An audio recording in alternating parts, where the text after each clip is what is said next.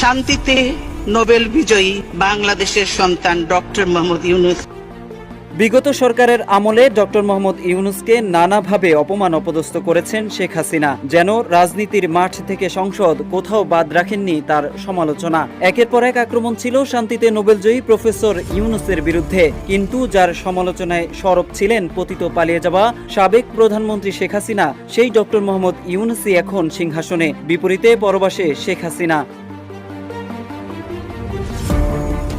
বিগত আওয়ামী লীগ সরকারের আমলে গ্রামীণ টেলিকমের টাকা আত্মসাতের অভিযোগে দায়ের করা মামলায় হাজিরা দেওয়া সহ নানা রকমের হয়রানির শিকার হয়েছিলেন ডক্টর মোহাম্মদ ইউনূস। সে সময় হয়রানি বন্ধে দেশে বিদেশে বিশিষ্ট নাগরিকরাও দিয়েছিলেন বিবৃতি। শুধু তাই নয়, পদ্মা সেতুর টাকা বন্ধের অভিযোগ এনে ডক্টর মোহাম্মদ ইউনূসকে পদ্মা নদীতে 2টি চুবানি দেওয়ার মতো মন্তব্য করেছিলেন শেখ হাসিনা। কিন্তু 2013 সালে